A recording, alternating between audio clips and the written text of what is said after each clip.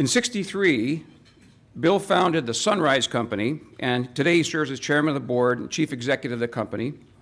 He's best known as a developer of premier quality golf and luxury residential communities throughout Southern California, Nevada, Arizona, Mexico, and in fact, Mary Lou and I follow him. Wherever he builds something, we go there. We were in Houston, then he did this one, and out in Palm Desert, Toscana, we went there. And we're going to do it again. Wherever you go again, Bill will go. Yeah. He's nationally recognized as an expert in the resort, residential, hotel, and recreational development. And to his credit, he has developed 16 country clubs, built more than 20 golf courses, constructed over 14,000 homes, built 2 resort hotels, and developed many office buildings, shopping centers, and commercial hotels. He's also actively involved in the community out there and elsewhere, and has received honors for his work and contributions in the Palm Springs region. He's an inductee into the California Building Industry Association Hall of Fame. He also has a Bachelor of Arts at Stanford University, and had he known about the Graziadio School, or actually not, had he been, the Graziadio School existed, he would have gone there, but instead he went to Harvard, where he graduated there with an MBA. So 2 things come to my mind, and I don't know if anybody plays the game words, but you can use QI, it works, right, for words. I think of Bill with QI. One is that when you ask people about the places that he builds, Q for quality, always quality, and it's just unsurpassed. And I think inspirational in what he does to those of us who get the chance to follow and watch him. So without further ado, let me introduce our friend, Bill Bone.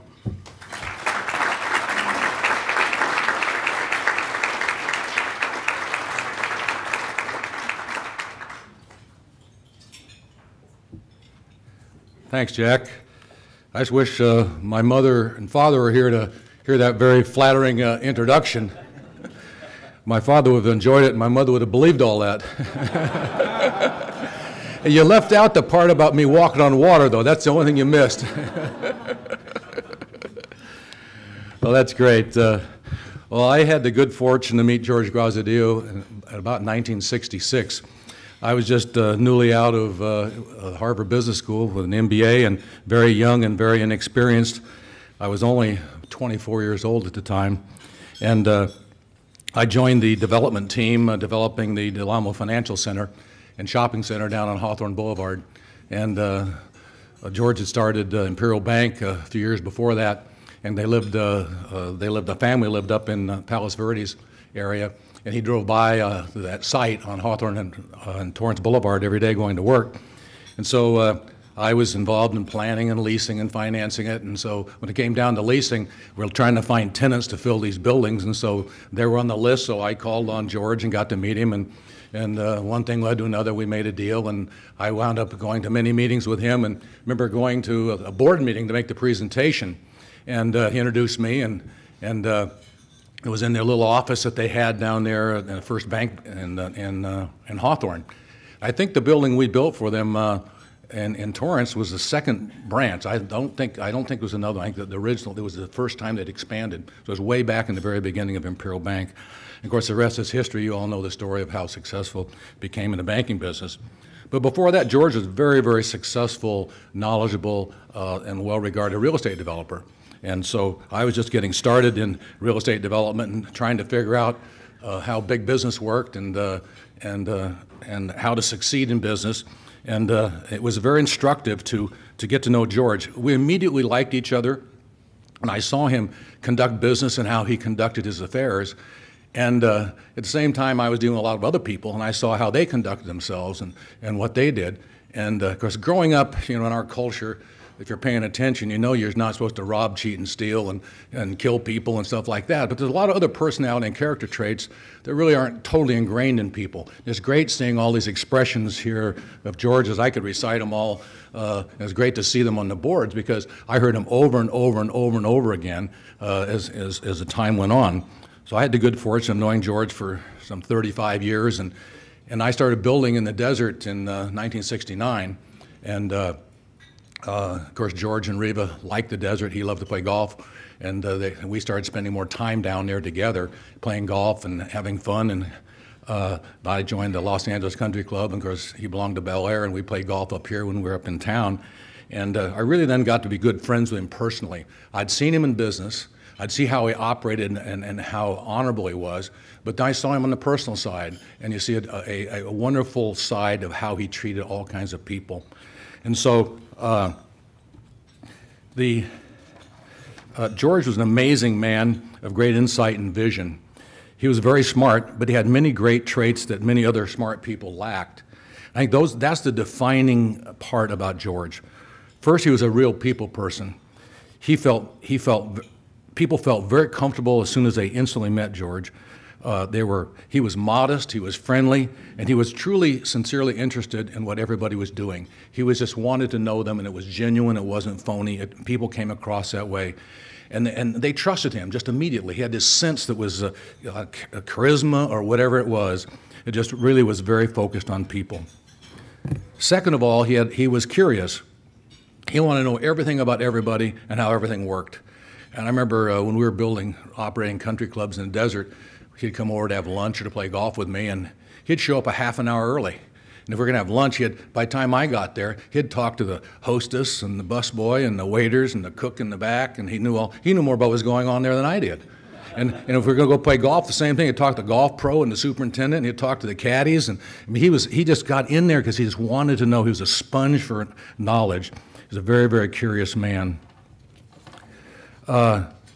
Third, he had integrity. He was trustworthy. He was a man of his word. He was honest.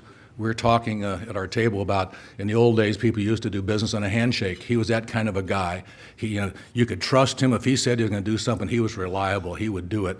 He had a great memory, and he always followed through. He always also treated everybody with dignity and respect. A lot of people don't do that. A lot of people I saw in business, they would treat important people very, very well, but then when they would encounter the hostess who was going to seat them in a restaurant, and they would really treat them with a lack of respect. They would talk down to them, weren't nice to them. But George had this way he was respectful to everybody, and that's a character trait that a lot of people that are very smart and successful lack. Fourth, he was loyal. He never forgot or ignored his old friends and acquaintances, and he would go out of his way to help anybody he could. He really was someone who was very thoughtful in maintaining those kinds of relationships. He had a great sense of humor. We were talking, I was talking to Mary Adams before the lunch. We were talking about the fun things he did. The expression TNT, today not tomorrow. He engraved TNT on all sorts of things. He had a list of things, people he'd send things to. One time he sent out a book. He printed a book, it's about a half an inch thick, hardcover, sent it out for Christmas to the people on his list. It said, how to line up your fourth putt. And of course, you open up, all the pages were blank. And I used to carry it in my golf bag, and whenever I had a fourth putt, I'd have to go get my golf bag out, and I'd be reading it so my golfing partners could see it. And then one time he sent a little book out, and it's called Shanking for Distance, and all the pages were blank. But the best one was the Garlic Gazette. I mean, that was great, the Garlic Gazette. And if you ever had a chance to see one, it started out with a very simple little mimeographed kind of a thing about how important garlic was, the Roman Empire and this and that and all these things around the world. Well, then all of a sudden people started sending him information. And I sent him some stuff, and of course he would then publish it, and all of a sudden it became 4 or 5 pages long, and it got in color, and it became a monthly instead of something quarterly, and it was really hilarious. He always gave credit to who sent stuff in, and he said, well, so-and-so was here, and they saw something that had to do with garlic, and it was pretty funny. So he had a great sense of humor, and that was one of the reasons that people were sort of attracted to him. Sixthly, he was also very impatient. In a good sense, in a good sort of way, and impatient in the desire to achieve his goals soon. Once he had a good idea, or once he made up his mind to do something, he wanted it done yesterday. I mean, tomorrow was not soon enough. Yesterday was going to be better than today, but today's better than tomorrow. So he was very, very impatient that way, and the TNT thing, he'd sent out all sorts of little gifts and things to people to just sort of prod them along. I remember one great example of that when he was planning the business school here at Pepperdine with the Pepperdine team. When they're in the planning stages, I went to some of the meetings there, and he was always pushing everybody on the schedule. Can't you design it quicker? Can't you build it quicker? Can't you do this? So he was very impatient to get the thing done. He knew it was a good idea. Let's get on with it and get it done. Seventh, he was a very positive thinker. He dreamed big dreams, and he accomplished them. And eighth, he had passion. He was so passionate. I love people with passion. I mean, they accomplish things, they communicate, they come across. It's great. And lastly, and equally important as everything, is he had this constant desire to improve.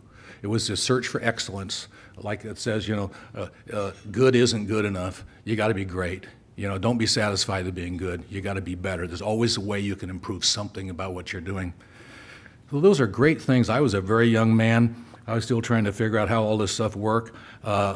He had a tremendous influence on me and trying to get my philosophy of business, of management, and even maybe of life, of how to deal with people and things. And as I started growing my company and hiring people, I hired a bunch of people that were very skilled, very experienced, and all of a sudden we started having problems of they couldn't get along with this person or that person. There was turmoil in the office and the company and whatnot. And so I talked to George about it because I was very inexperienced. We talked about it, and he told me about the importance of character traits. And of course, we never studied that in business school, and I had no experience much in business, so I was just learning as I went. And so over the next few years, I developed, looking at what George did and some other people like him that were influencing my life in a positive way, and also looking at what a lot of people I dealt with were influences in a negative way, and said, well, you don't want to do that, you don't want to do that, you want to do that, what you want to do is do this, imitate George, don't imitate this other person. I developed what I call the prerequisites to a long-term employment relationship as a foundation for hiring people. And I developed a piece here that in our company was given out to all of the prospective employees that we have that basically involves George's whole philosophy. And I got a lot of this stuff from George. And what we do is we hire people based on character and personality traits first, and on experience and skills second. Our philosophy, if you hire the right people, you can train them and teach them to do anything. You can grow. We have a lot of people who have been in the company 25, 30, 35, 40 years that started out in very low positions, are now in senior positions because they had the ability, but they had the character traits. And so that's a big defining factor. I think that's what's missing in business is the focus on character traits. And so in my list of the prerequisites, and I review these every year. I review every single person in the company with their supervisor. And the first thing I ask the supervisor is, how are they doing on the prerequisites? They say they're doing great, fine. We talk about what their performance is, what training they need, what education they could use, what growth potential they have, all the normal stuff, and compensation. If the answer is they're having trouble, I say, which one? They tell me. The next question is I say, what are you doing to replace them? Get them off the team. They're a bad apple. They're going to spoil the bunch. We got to have people that are all work together. And so people they're told this before they're hired. So they're very focused on the prerequisites before they even show up. They sound a little familiar. Honesty, integrity, loyalty, reliability, positive thinker. Sound familiar?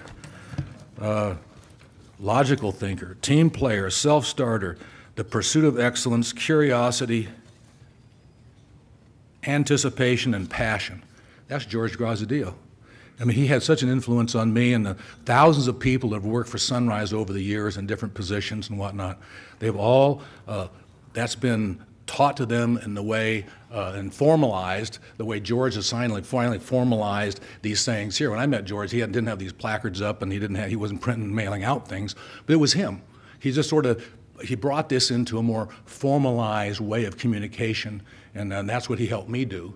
And I've done this now for the last 30 years, and so it's like a legacy that he has left to me. I passed on to many other people, and they've passed on, I'm sure, if they've seen how well it works, and they go into other enterprise, other parts of their life, they pass it on to other people. So thank you, George.